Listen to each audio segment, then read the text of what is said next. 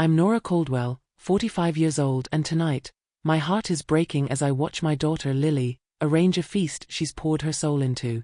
Our cozy Seattle home is transformed, the dining room aglow with fairy lights and a long table set for 20. The air is rich with the scent of roasted lamb, fresh rosemary, and warm sourdough, dishes Lily, at just 22, has spent 3 days crafting for my mother's 70th birthday. This isn't just a meal, it's Lily's gift, her way of honoring her grandmother, Evelyn, and proving her culinary dreams to a family that's never taken them seriously. But as the clock ticks past 7 p.m., the chairs remain empty. My mother, my siblings, and their families. None of them have shown up. Lily adjusts a sprig of thyme on a platter of roasted vegetables, her auburn hair falling over her apron as she hums softly, oblivious to the dread pooling in my chest. She's been in the kitchen since dawn, her hands steady as she kneaded dough, braised short ribs, and piped frosting onto a lavender lemon cake that's a work of art. "Mom, do you think Grandma will like the cake?" she asks, her green eyes bright with hope. It's her favorite flavor combo. "It's perfect, sweetheart," I say, forcing a smile. "She'll love it." But my stomach twists. I've been texting my mother and siblings, my brother Mark, my sister Diane, and their spouses, for hours, getting vague replies or none at all. Running late, Mark said at 5 p.m. something came up, Diane texted at 6. My mother's phone goes straight to voicemail. I know my family's track record, prioritizing their own agendas over promises, but I hoped they'd show up for Evelyn's milestone. For Lily. Growing up in Seattle's Queen and neighborhood, our family was close, but appearances mattered more than bonds.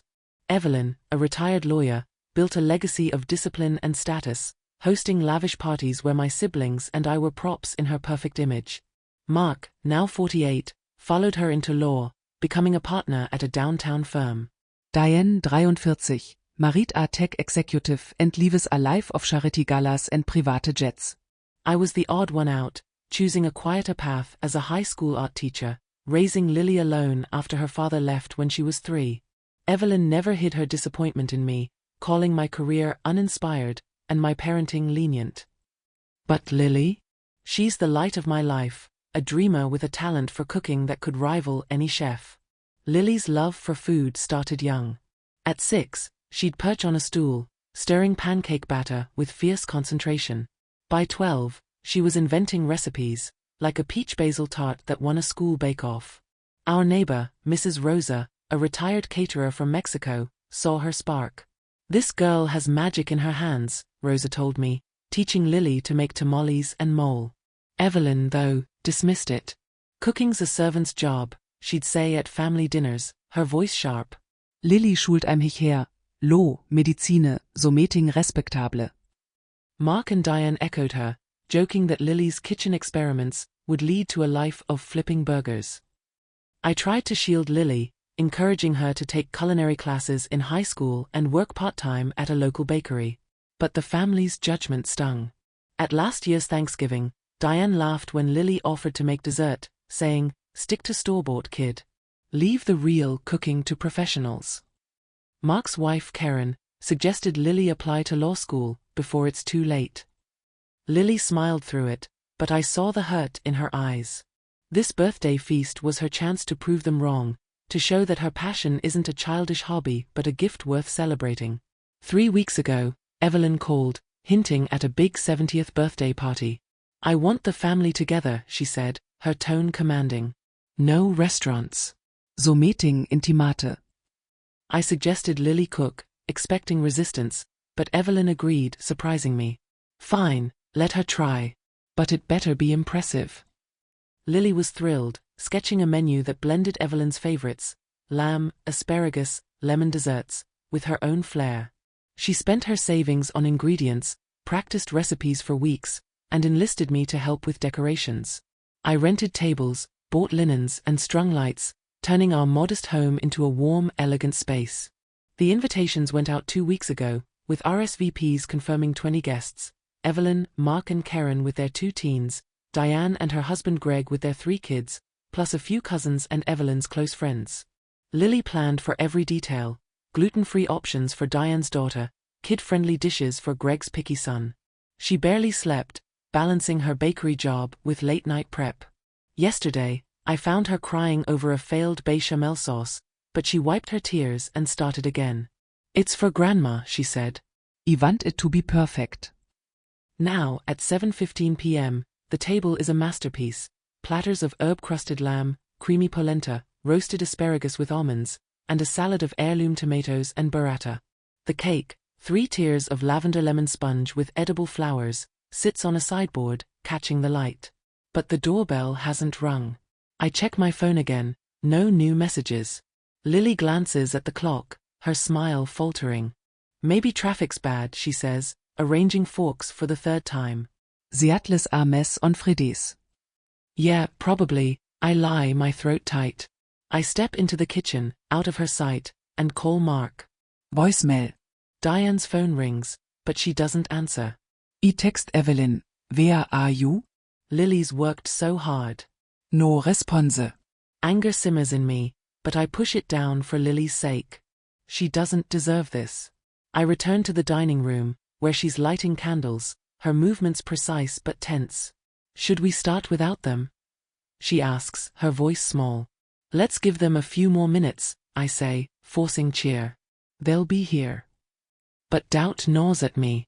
My family's always been flaky, cancelling plans for work, social events, or better opportunities.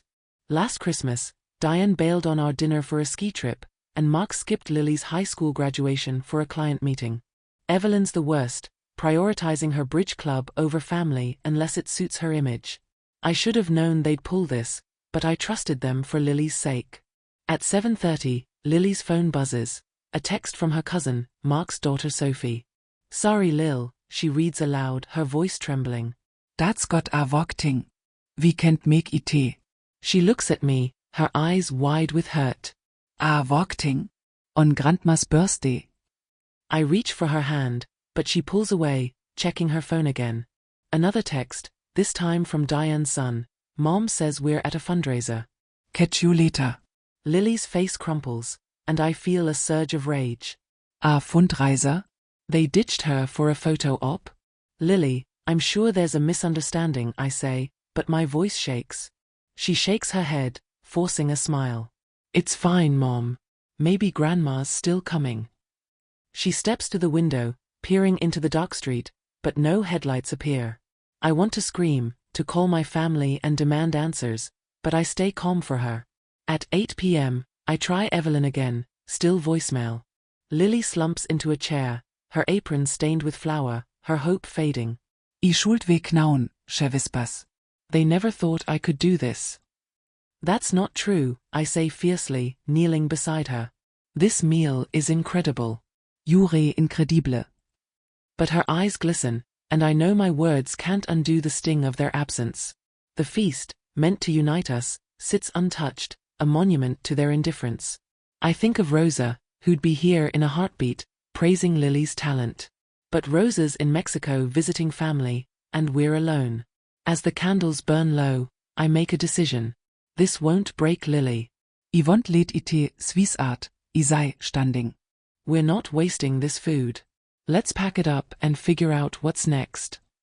She looks up, confused but nodding. As we wrap platters in foil, my mind races. My family thinks they can dismiss Lily's dreams, but they're wrong. She's not just a cook, she's a creator, a force. And I'm her mother, ready to fight for her. Tomorrow, they'll face the consequences of bailing on her. Before I continue, let me ask, have you ever poured your heart into something, only to be let down by those you trusted? Share your story in the comments, and if you've ever felt overlooked, hit that like button. It's a reminder we're not alone. The morning sun filters through the kitchen window of our Seattle home, casting a soft glow on the remnants of last night's uncelebrated feast. The dining room, once aglow with fairy lights and hope, now feels like a stage abandoned mid-performance.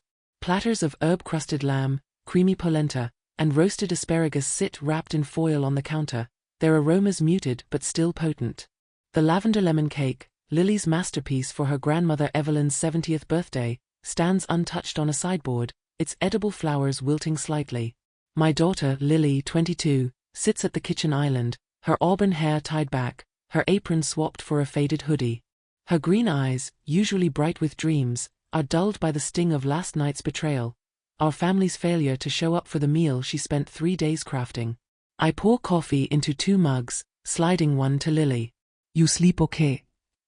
I ask, my voice gentle. She shrugs, tracing the rim of her mug. Not really. Kept thinking about what I did wrong. My heart aches. Nothing was wrong. Not with her food, her effort, or her heart. The fault lies with my mother, Evelyn, my siblings, Mark and Diane, and their families, who bailed on her without so much as a proper apology. Their texts, Mark's work thing, Diane's fundraiser, were flimsy excuses, and Evelyn's silence cuts deepest. I'm Nora Caldwell, 45, and as Lily's mother, I'm furious, but I channel it into resolve. They won't break her spirit. Not if I can help it. Lily, you did nothing wrong, I say, sitting beside her. That meal was extraordinary. They're the ones who missed out. She nods, but her smile is forced. I just wanted Grandma to be proud, you know? I thought, maybe they'd finally see I'm good at this. Her voice cracks, and I pull her into a hug, her head resting on my shoulder. Te don't get to define your verse, I whisper. You're a chef, a creator. And we're going to make sure the world knows it. She pulls back, her brow furrowed. What do you mean? I hesitate, my mind racing with an idea that's been brewing since last night. My family, Evelyn with her lawyer's arrogance, Mark with his corporate priorities, Diane with her socialite vanity, thinks cooking is beneath them. They dismissed Lily's passion, leaving her humiliated. But I know her talent, honed by years of practice and mentorship from our neighbor Rosa, could shine brighter than their status. I'm an art teacher, not a strategist, but I've raised a daughter who's faced rejection and kept cooking. Together, we'll turn this hurt into something powerful. Let's start by not letting this food go to waste, I say, standing. We'll donate it, share it, make it mean something. Lily's eyes light up, a spark of her usual fire returning. Like to the shelter on Pine Street? They're always needing meals. I nod, proud of her instinct to give. Exactly. And then, we're going to plan something bigger. Something they can't ignore. She tilts her head, curious but cautious. Like what, Mom? I'm not sure yet, but the seed is planted, a way to showcase Lily's talent, to confront our family's indifference with undeniable proof of her skill. We'll figure it out, I say, squeezing her hand. But first, let's get this food to people who'll appreciate it. She smiles, a real one this time, and we start packing the dishes into containers. As we work, I check my phone, no new messages from Evelyn, Mark, or Diane. Their silence fuels my determination. They think they can brush this off, but they're wrong. By 10 a.m., we're at the Pine Street Shelter, a community hub that serves meals to Seattle's homeless. The director, Miss Clara, a warm woman with gray braids, greets us with a hug. Nora, Lily, this is incredible, she says, eyeing the containers of lamb, polenta, and cake. You're feeding a lot of folks today. Lily blushes, explaining her recipes, and I see her confidence flicker back as Clara praises her. Girl, you've got a gift, Clara says, slicing the cake. Ever thought about catering for us? Lily glances at me, surprised. Maybe. I work at a bakery, but I love cooking for people. As shelter residents line up, their faces light up at the food. A man in a worn jacket thanks Lily, saying the lamb reminds him of his mother's cooking. A young woman with a toddler raves about the polenta, asking for the recipe. Lily beams, handing out plates, and I feel a swell of pride. This is who she is, generous, talented, resilient. The shelter serves over 50 people, and Clara promises to spread the word about Lily's cooking. You've got a future, kid, she says as we leave. Don't let anyone dim that light. Back in the car, Lily's quieter, but there's a new energy in her. That felt good, she says, staring out the window. Better than waiting for them last night. I not gripping the wheel. It's just the start, sweetheart. We're going to show them what you can do. My mind churns with possibilities. Lily's worked part-time at Sweet Bloom Bakery, but her real passion is creating full menus, like last night's feast. What if we turned that into something bigger? A pop-up dinner, a catering gig, something to put her talent on display. And what if we invited the family, forcing them to face what they dismissed. At home, we clean the kitchen, the dining room now bare without the rented tables. I pull out my laptop, searching for local food events. Seattle's culinary scene is vibrant, with farmers markets, food trucks, and pop-up dinners drawing crowds. I find a listing for the Fremont Food Festival, a monthly event showcasing young chefs, set for next weekend. It's a long shot, but I show it to Lily. What if you did a booth here? Served your dishes, showed off your skills. Her eyes widen, a mix of excitement and nerves. Mom, that's huge. I'd need a menu, permits, supplies. And it's in 6 days. I grin, feeling a spark of my own. We'll make it work. I'll handle logistics, you focus on the food. She bites her lip, then nods. Okay. Let's do it. Vi spencer afternoon brainstorming. Lily sketches a menu, mini lamb sliders, polenta bites with mushroom ragu, and lavender lemon cupcakes. I research permits, finding a friend at the city office who can expedite one. We estimate costs, $500 for ingredients, booth rental, and packaging. More than we can spare, but I'll dip into my savings. This is for Lily. As evening falls, my phone buzzes. A text from Mark, sorry about last night. Client emergency. How's Mom's birthday? I stare at it, anger flaring. Client emergency? He didn't even ask about Lily. I type a reply, then delete it. Instead, I call Evelyn, hoping for an explanation. She answers on the third ring, her voice crisp. Nora, I'm busy. What is it? I swallow my frustration. Mom, you missed your own birthday dinner. Lily worked for days. What happened? She sighs, as if I'm the inconvenience. I had a last-minute invitation to a judicial banquet. It was important for my network. I assumed you'd understand. My Yav Titans. Lily cooked for 20 people. You confirmed you'd come. She pauses, her tone dismissive. I'm sure it was fine. She can cook anytime. Tell her I'll stop by next week. She hangs up, and I'm left fuming. Fine? She has no idea what she's dismissed. I check on Lily, who's sketching menu cards in her room. Any word from Grandma? She asks, her voice hopeful. I hesitate, ten checke my head. She's tied up, but we'll see her soon. I won't tell her the truth, not yet. Instead, I text Diane, asking why she bailed. Her reply is instant. Fundraiser was a must attend. Greg's investors were there. Sorry, kiddo. The kiddo grates, as if Lily's a child, not a woman they let down. That night, I lie awake, plotting. The Fremont Food Festival is our chance to turn this around. Lily's food will shine, and I'll invite the family, making sure they can't dodge it. I picture Evelyn tasting Lily's sliders, Mark eating his words, Diane's smug smile fading. This isn't just about revenge. It's about justice for Lily, about showing the world her talent. I drift off, dreaming of a crowded festival, Lily's booth mobbed, our family humbled. By morning, we're in motion. Lily tests recipes at Sweet Bloom, borrowing their kitchen after hours. I secure the permit and book a booth, emailing the festival organizer, who's thrilled to feature a young chef. I draft invitations for the family, keeping it vague. Join us at Fremont Food Festival next Saturday, 5 p.m. Lily's got something special. I want them there, unsuspecting, to witness her triumph. As Lily pipes frosting onto cupcakes, I feel a fire kindling. They bailed on her, but we're cooking up something they can't ignore. The Fremont Food Festival is alive with energy, Seattle's evening sky streaked with pink as the sun dips below the horizon. The air hums with laughter, live music, and the sizzle of grills, while strings of Edison bulbs cast a warm glow over the crowded park. Our booth, tucked between a taco truck and a vegan pastry stand, is a burst of color, draped in teal linens, adorned with mason jars of wildflowers, and crowned with a chalkboard sign that reads Lily's Kitchen. My daughter Lily, 22, stands behind the counter, her auburn hair braided under a white bandana, her apron crisp despite the frantic week we've had.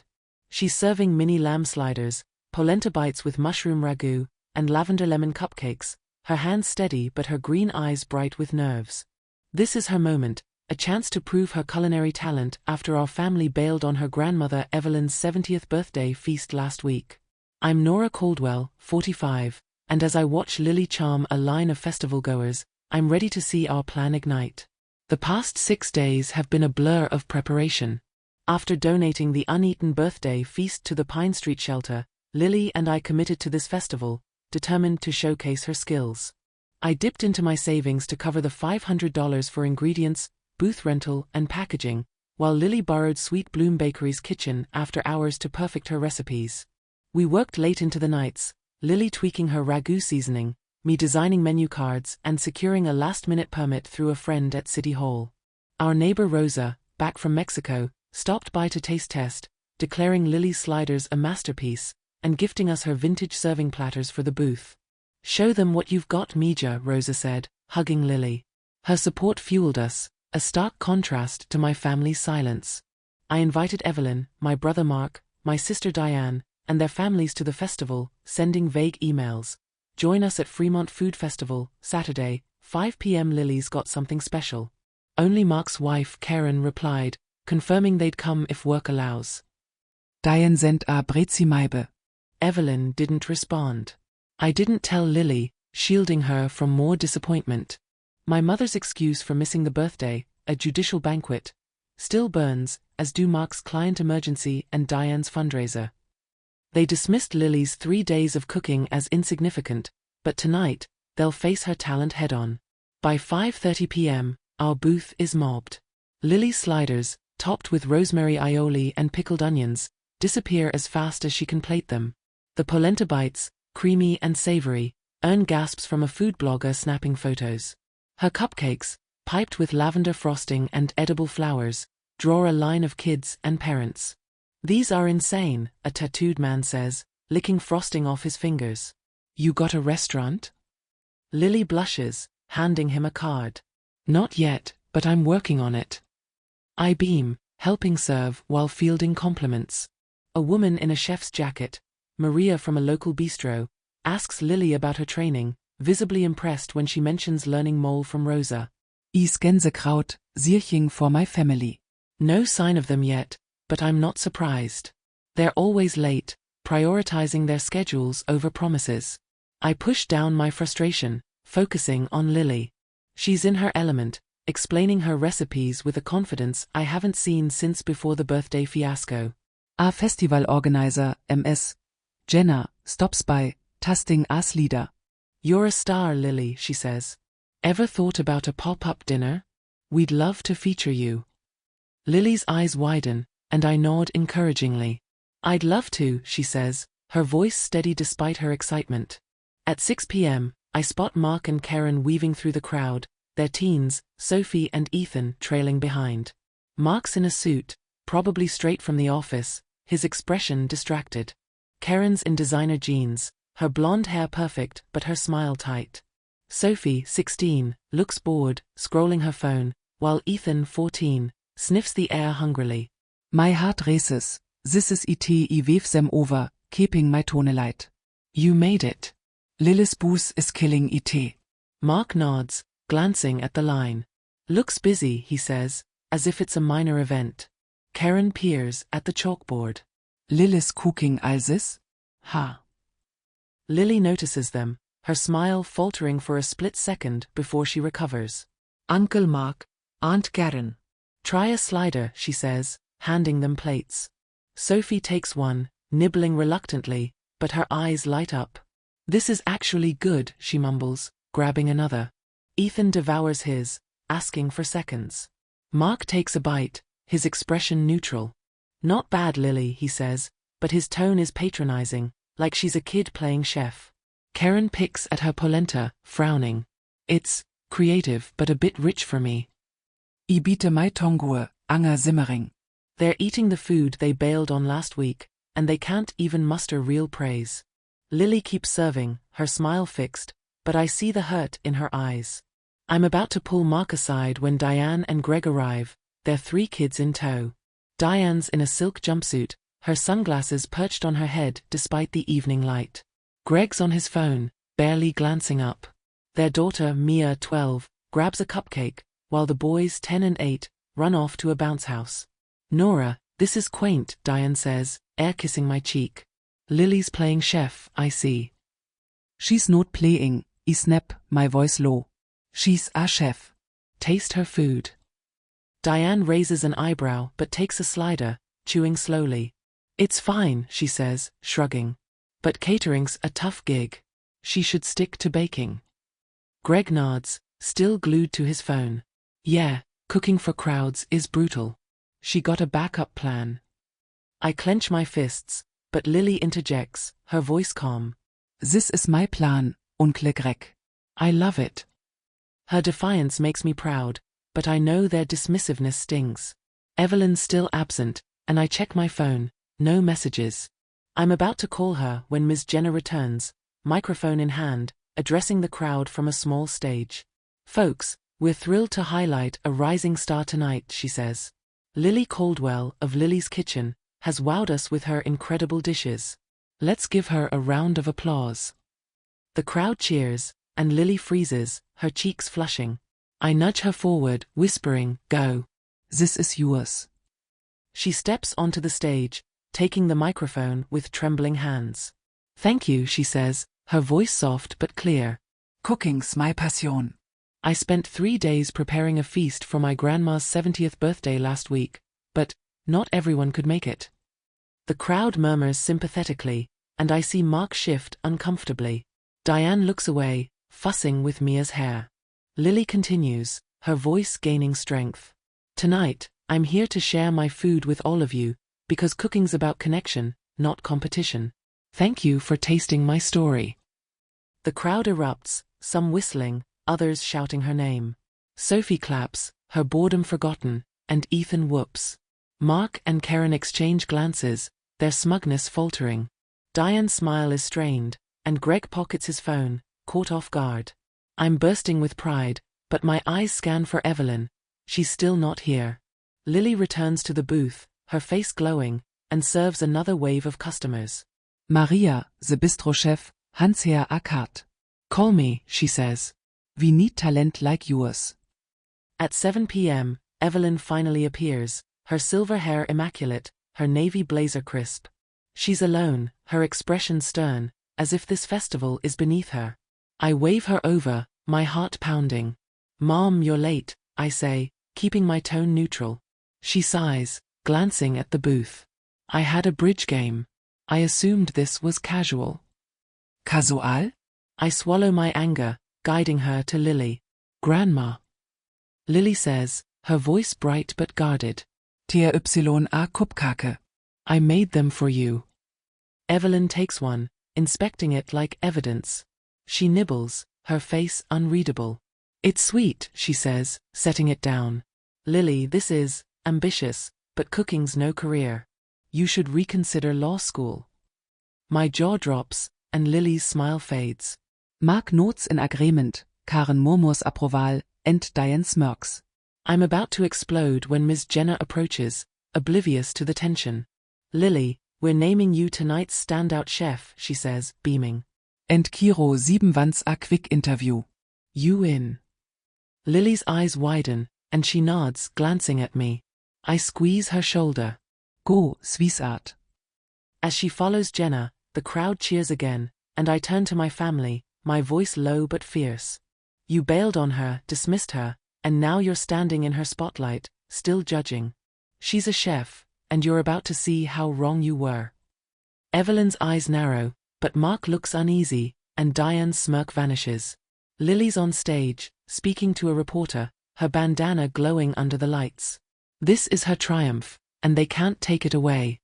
The Fremont Food Festival's lights twinkle as the crowd thins, the air still alive with the scent of grilled meats and the strum of a guitarist winding down. Lily's booth, Lily's Kitchen, is a triumph. Empty platters where her lamb sliders, polenta bites, and lavender lemon cupcakes once stood, now replaced by a stack of business cards from admirers. My daughter, Lily, 22, is radiant, her auburn hair peeking from her white bandana, her apron smudged with flour but her green eyes glowing. Moments ago, she was named the festival's standout chef, speaking confidently to a Cairo 7 reporter under the stage's string lights. I'm Nora Caldwell, 45, and as I watch her pack up, my heart swells with pride. But the knot in my chest hasn't eased. My family, my mother Evelyn, brother Mark, sister Diane, and their spouses, stood in her spotlight tonight, still dismissing her talent after bailing on her grandmother's 70th birthday feast last week. They're about to face the truth, and I'm ready to make it hurt. Lily hops off the stage, clutching a small trophy from the festival organizers, her smile wide but tired. "Mom, can you believe it?" she says, holding it up. "They want me to do a pop-up dinner next month." I pull her into a hug, her bandana brushing my cheek. I'm so proud, sweetheart. You showed them all.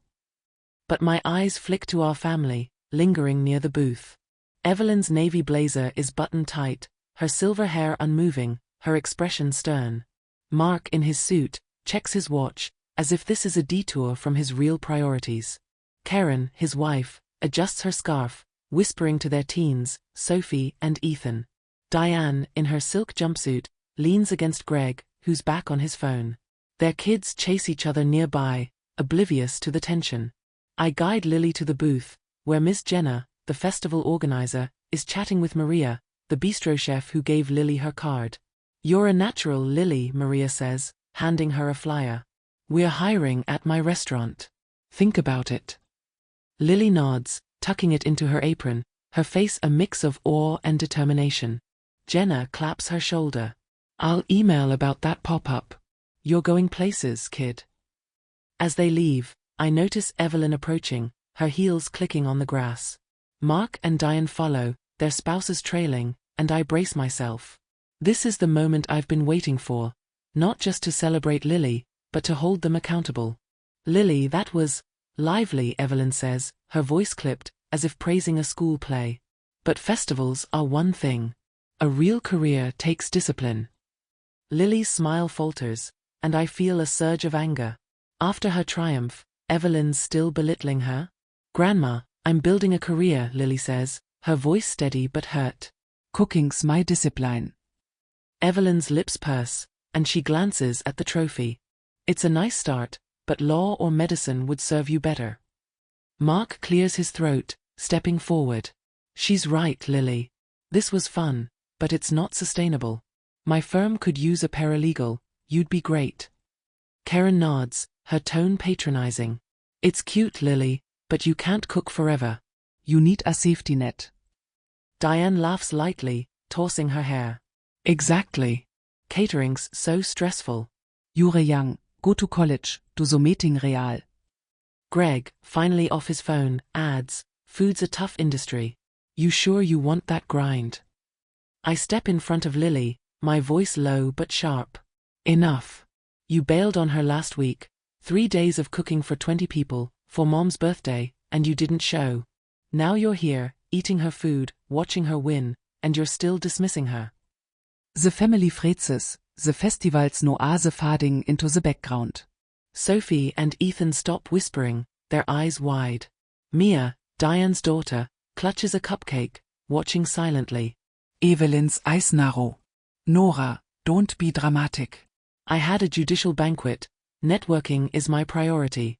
Lily's young, she'll have other chances to cook. Mark shifts uncomfortably. "I had a client emergency, Nora. You know how it is." Diane rolls her eyes. "And we were at a fundraiser. Greg's investors were there. We didn't mean to upset her." Greg shrugs. "It was just a dinner, right?" "No big deal." Lily's voice cuts through, quiet but firm. "It was a big deal to me. I spent my savings, practiced for weeks, wanted to make Grandma proud. You didn't even call." Her words hang in the air, raw and unfiltered. Evelyn's face tightens, but she doesn't respond. Mark looks away, Karen fusses with her scarf, and Diane's smirk fades. Sophie steps forward, her voice soft. "I'm sorry, Lily. Your food was amazing. I didn't know you worked so hard." I seize the moment, my anger boiling over. "You didn't know because you never asked. You call her passion a hobby, say she's wasting her life, but tonight, she fed hundreds, won an award, got job offers. She's a chef, and you're standing in her success, still acting like she's less." Evelyn's jaw clenches, but I don't stop.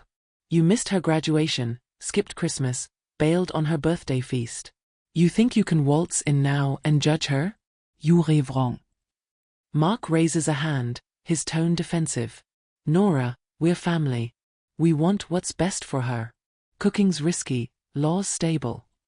Karen nods. We're just being practical. She's talented, but I cut her off. Practical? She's building a career. Maria from that bistro wants to hire her. The festival's offering a pop-up. Kiro 7 interviewt her. That's not a hobby, that's a future. Diane scoffs, but it's weak. Nora, you're overreacting. We didn't mean to hurt her. Didn't mean to? Lily says, stepping beside me, her trophy clutched tight. You laughed at my cooking, said I'd flip burgers. I wanted you to see me, not just your idea of me. Her voice trembles, but she stands tall, and I'm awed by her strength. Evelyn finally speaks, her tone cold. Lily, I'm proud you tried, but this isn't a path for a Caldwell. We have standards. Standards. I lauk, bitter.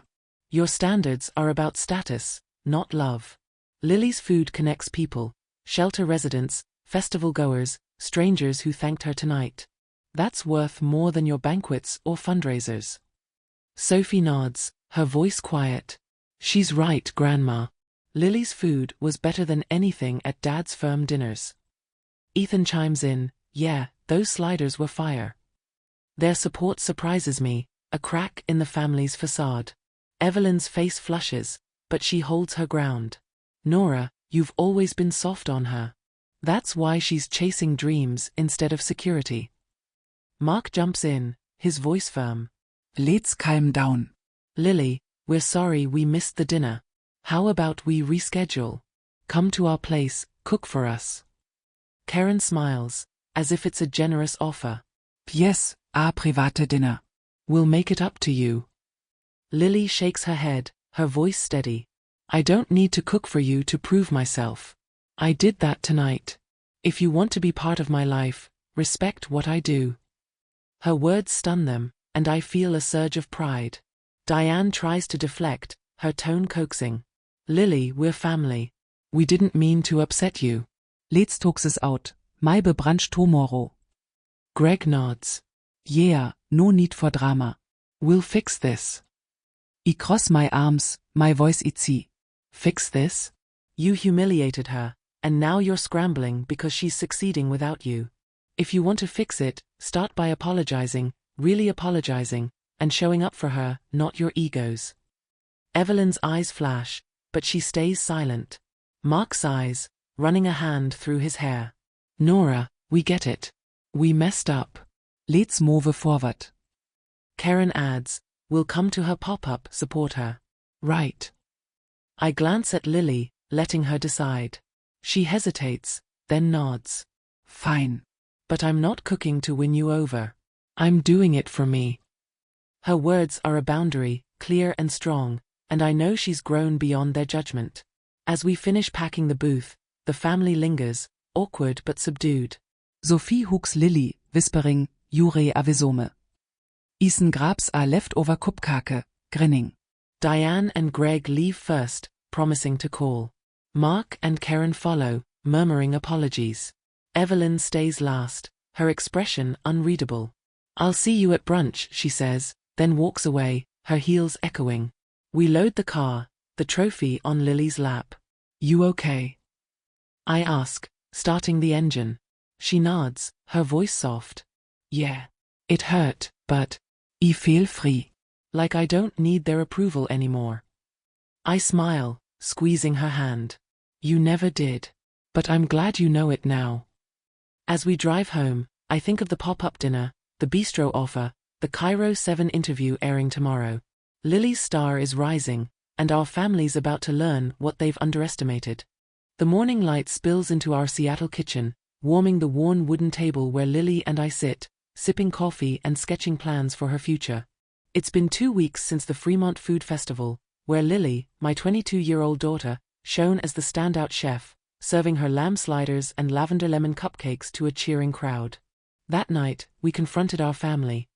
My mother Evelyn, brother Mark, Sister Diane, and their spouses, for bailing on the feast. Lily spent 3 days cooking for Evelyn's 70th birthday.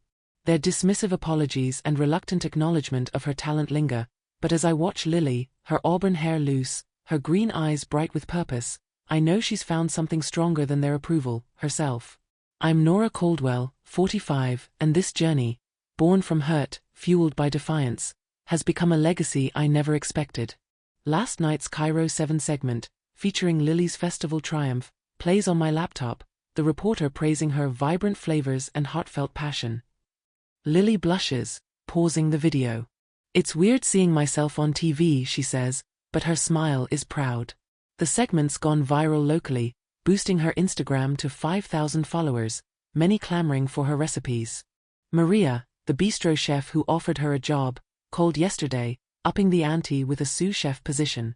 Miss Jenna, the festival organizer, confirmed Lily's pop-up dinner for next month, a ticketed event at a Fremont loft. Even Sweet Bloom Bakery, where Lily works part-time, gave her a raise, citing her star power. Her world is expanding, and I'm here, steadying the ladder as she climbs. But the family's shadow hasn't faded. After the festival confrontation, they promised brunch to fix things, and though I was skeptical, I agreed for Lily's sake. The next day, we drove to Evelyn's Queen Anne mansion, its ivy-covered walls as imposing as ever. The dining room, with its crystal chandelier and starched linens, felt like a courtroom. Evelyn, in a silk blouse, served quiche and mimosas, her smile tight. Mark and Karen were polite but distracted, their teens, Sophie and Ethan, more engaged, asking Lily about her recipes. Diane, in designer athleisure, was subdued, her husband Greg quieter than usual. Their kids played outside, uninterested in the tension. Evelyn started with an apology, her voice formal. "Lily, I regret missing your dinner. My banquet was a commitment, but I should have communicated." It was half-hearted, but Lily nodded, her expression guarded. Mark cleared his throat, offering, "We're sorry too. Work got crazy. Your food at the festival was good, really good." Karen added, "We didn't realize how serious you were about cooking." Diane's apology was breezier. "We got caught up, Lily. But you nailed that festival. Nice job." Greg mumbled agreement, avoiding eye contact. Lily set down her fork, her voice calm but firm. "Thank you, but it's not just about missing the dinner. You've always said cooking's not enough, that I should do something real. I needed you to believe in me, not just show up when I win." Her words silenced the room, even Evelyn's practiced composure faltering. Sophie, wide-eyed, said, "I think you're awesome, Lily. I want to cook like you." Ethan nodded, mouth full of quiche. Their support softened the mood, but I saw Lily's resolve. She wasn't here to beg for their love. I spoke up, my voice steady. Lilis built so meeting real. She's got job offers, a pop-up coming, media attention. You don't get to dismiss that because it doesn't fit your idea of success. Evelyn's lips pursed, but she didn't argue. Mark leaned back, thoughtful. Fair point, Nora. We misjudged her. How can we support now? Diane nodded, her tone cautious. Maybe we can come to her pop-up, spread the word. Lily glanced at me, then spoke. I'd like that, but only if you respect what I do. No more low school talk, no more backup plans. Evelyn's eyes narrowed, but she nodded. Understood. I'll be at your event. The brunch ended awkwardly, promises made but trust still fragile. As we drove home, Lily was quiet, processing. It's a start, she said finally. But I don't need them to love me anymore. I love what I Donnerstag. Since then, our lives have accelerated.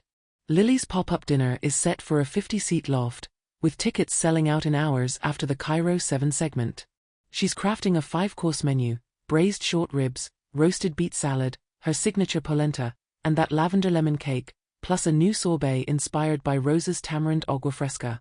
I'm handling logistics, renting tables and hiring servers, while Rose's coaching Lily on plating.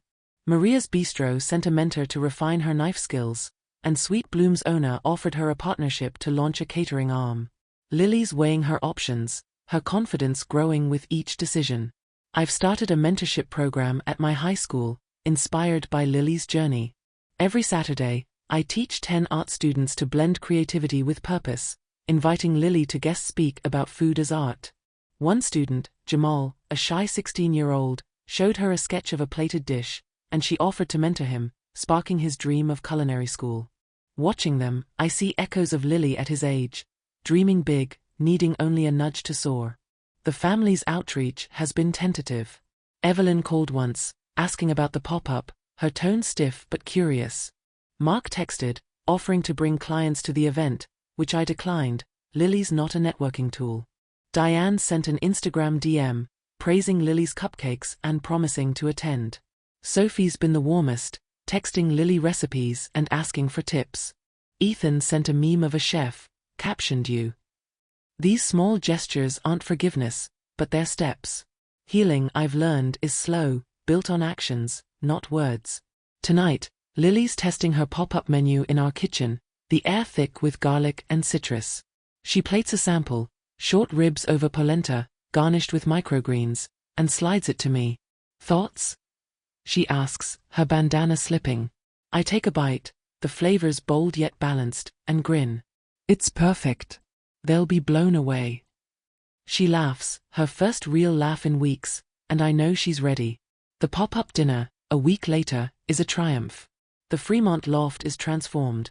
Long tables draped in linen, candles flickering, jazz drifting from a speaker. 50 guests, including food bloggers, local chefs, and Miss Jenna, savor Lily's courses, gasping at each plate. Evelyn, Mark, Karen, Diane, Greg, and their kids sit at a central table, their expressions shifting from skepticism to awe. Sophie snaps photos, Ethan eats 3 servings, and even Evelyn finishes her cake, her nod of approval subtle but real. Blogger tweets, Lily Caldwell's pop-up is Seattle's next big thing. Book her now. Maria offers Lily a full-time role, and Jenna proposes a festival residency. Afterward, Evelyn approaches Lily, her voice softer. I was wrong, Lily. Your food. It's remarkable. I'm proud. Lily nods, her eyes glistening. Thanks, Grandma. That means a lot. Mark and Diane apologize again, promising to attend her next event. I watch, cautious but hopeful. They're trying, and Lily's open, but she's not dependent on their praise. Back home, I sit at our table, a notebook open to a letter I'm writing for Lily's cookbook, a project she's pitching to a local publisher. Cooking is my daughter's language, I write. When doubt silenced her, she spoke through flavors. When family failed her, she fed strangers. These recipes are her story, of resilience, love, and a table rebuilt on her terms. Pause, the words heavy with truth. Lily's asleep, her trophy on her desk, her bandana folded neatly. Tomorrow, shall el met Maria, plan the festival residency, mentor Jamal. But tonight, I'm at peace. This journey began with a feast no one ate, a wound that could have broken us. Instead, it forged Lily's path, showing her she's enough. My family's learning slowly to see her light. But the real victory is hers, finding joy in her craft, not their applause. I close the notebook, the city quit outside. The table we've rebuilt is stronger, not because they're here, but because Lily is. Have you ever turned pain into purpose, proving your worth to yourself? Share your story below, and if this moved you, hit that like button. Subscribe for more tales of triumph, and share this with someone who needs to know their dreams are enough.